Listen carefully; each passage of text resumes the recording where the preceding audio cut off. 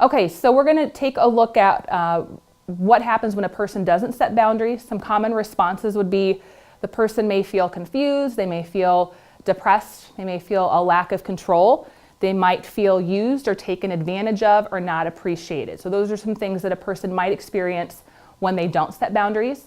As far as how a person might feel when they do set boundaries, they're likely to maybe initially feel guilty because they're not used to it, but over time, as they get used to it and more comfortable with the skill, they are more likely to feel confident, at peace, they're a good communicator, they're in control of their time, more in control even of their thoughts and feelings. It's really important that our thoughts and feelings match our actions, so that's sometimes what can contribute to a person when they're not setting boundaries of that confusion because they're saying one thing or acting a certain way, but it doesn't really match how they're thinking and feeling. So the more congruent we can be where this matches how we behave, the more at peace that we're going to be. As far as what gets in the way, common responses are, I'm worried the person might be upset with me, I'm worried that maybe they won't ask me to do something again, I'm worried that I might lose the relationship or friendship altogether. So those are some common responses. Keep in mind, it's always best, if possible, when you're starting a new relationship to start it off on the right foot and set those boundaries at the beginning. It's much more difficult when you're in a relationship, if you haven't set those boundaries, to start setting those boundaries. It doesn't mean that you shouldn't do it. It's just kind of an acknowledgement that it's a little more difficult to do it when it's already been established versus from the beginning. And so I always give an example. It's called the dance.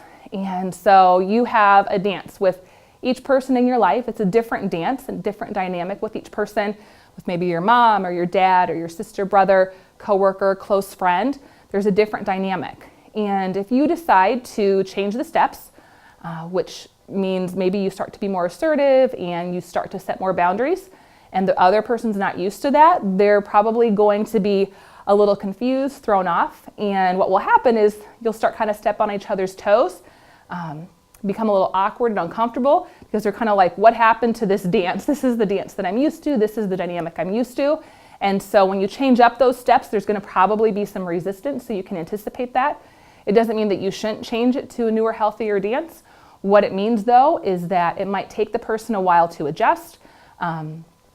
Some people may adjust rather quickly, maybe more quickly than you anticipated, and others may never adjust. So there is always a risk when you start to change the dance. You're not quite sure how that person's going to respond. So kind of weighing those pros and cons of those risks and if you're truly ready or not.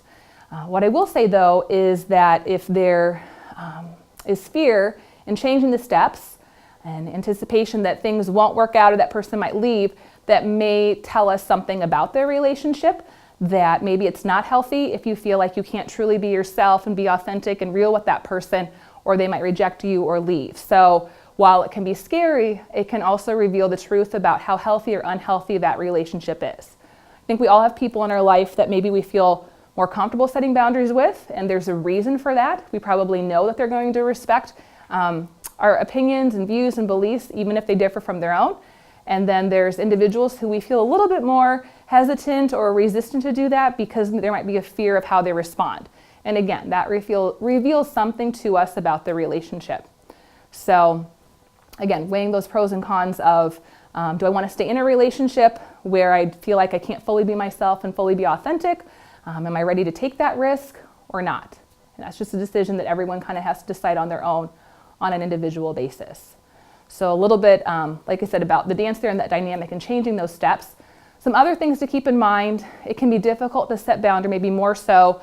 There could be higher risk for individuals if there's that power and control differential. So it could be maybe more difficult for some individuals to set a boundary with an instructor or a boss for fear of what potential consequences might be.